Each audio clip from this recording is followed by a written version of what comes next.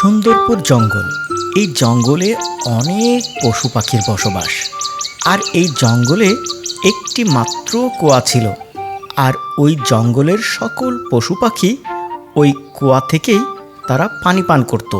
কিন্তু রাতের বেলায় কেউ ওই কুয়ার কাছেই আসতো না, কারণ রাতে ওই কুয়ার কাছে গেলেই একটা ভয়ঙ্কর টুনির আত্মা ওখানে নেমে আসে। আর যেই ওখানে পানি নিয়ে আসতে যায় সে তাকেই মেরে ফেলে। সেবার অনেক গরম পড়েছে। রাতের বেলায় টিয়া শুয়ে আছে। ঠিক এমন সময় সে বলে, বেশ গরম পড়েছে, আমার অনেক তেষ্টা পেয়েছে, গলাটা শুকিয়ে কাঠ হয়ে গেছে, একটু পানি খেয়ে আসি দেখি তো। এ কি, ঘটিতে নেই এতটুকু পানি, কি করি এখন? রাতে বাইরে যাওয়া কি ঠিক হবে? না, যাই, পানির পিপাসায় বুকটা ফেটে যাচ্ছে। যাই, যাব আর আসবো, ওই কুয়া থেকে একটু পানি খেয়ে আসি। এই কথা বলেই টিয়া পানি খাওয়ার জন্য ঘর থেকে বের হয়। আর ওই কুয়ার কাছে আসতেই ওখান থেকে মরা টুনির আত্মা তার সামনে লেবে আসে আর বলতে থাকে,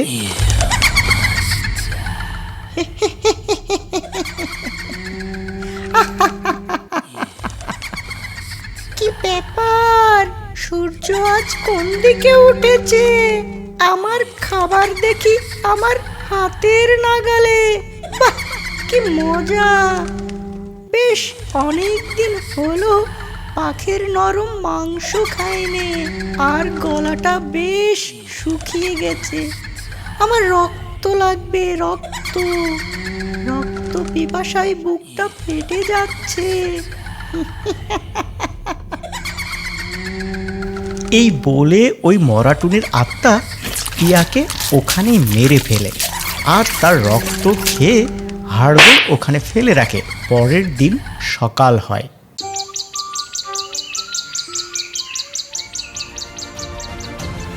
আর সকাল সকাল বনের সকল পাখিরা এসে দেখে ওই টিয়াকে সাংঘাতিকভাবে মেরে ফেলেছে।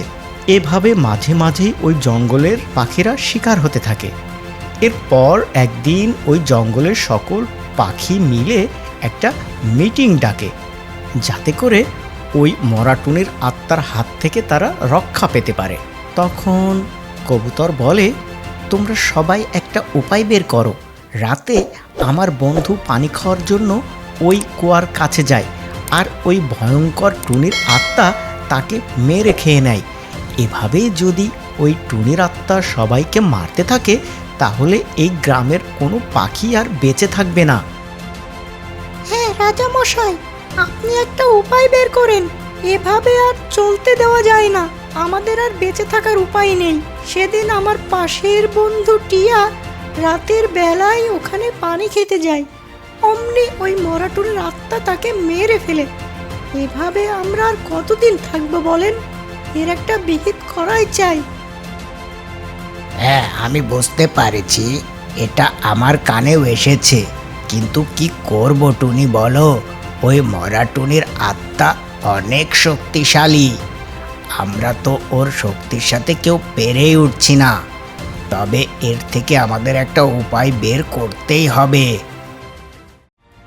রাজামশাই, রাজামশাই, আমার একটা তান্ত্রিক বন্ধু আছে, ওই পাশের জঙ্গলে থাকে। সে অনেক কিছু জানে।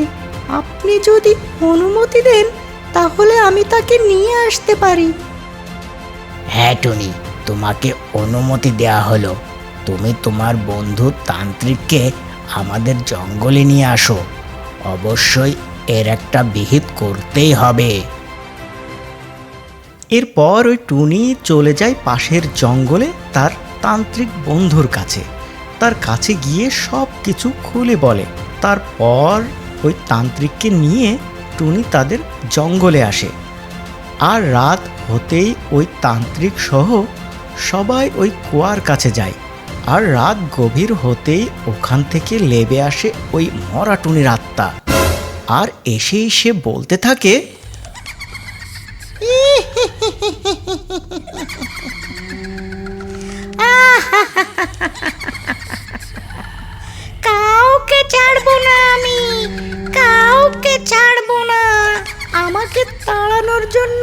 এই ভণ্ড তান্ত্রিককে ডেকে নিয়ে এসেছিস? ও আমার কিছুই করতে পারবে না। আমি সবাইকে শেষ করে দেব, কাউকে বাঁচতে দেব না।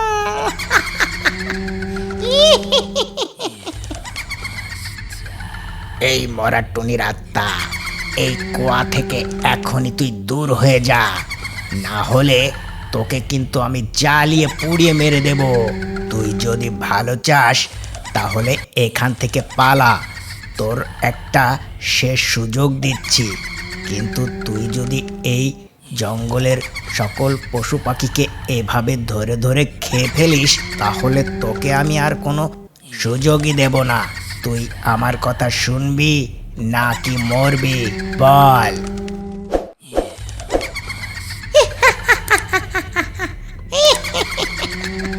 তুই আমাকে মারবি? তোর এত বড় সাহস! এই জঙ্গলের সবাই আমাকে ভয় পায়, আর তুই আমাকে মারতে চাইছিস? দাঁড়া, আমি তোকে এখনই মেরে দিচ্ছি।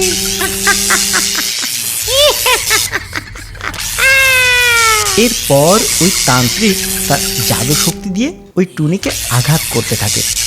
এ সময় টুনিও তার শক্তি চালাতে থাকে। এভাবে বেশ কিছুক্ষণ তাদের মধ্যে যুদ্ধ শুরু হয়ে যায়। এর কিছু সময় পরেই ওই টুনির আত্মার গায়ে আগুন ধরে যায়, আর সে তখন চিল্লাতে পাল্লাতে বলতে থাকে,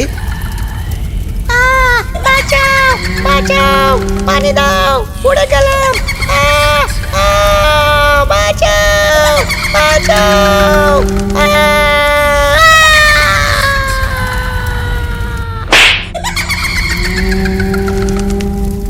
এই বলে ওই মরাটুলির আত্মার শরীর জ্বলে পুড়ে ওখানে ছাই হয়ে যায়। এরপর থেকে ওই জঙ্গলের সবাই নির্ভয়ে রাতে দিনে ওই কুয়া থেকে পানি সংগ্রহ করতে থাকে, আর সুখে শান্তিতে তারা বসবাস শুরু করে।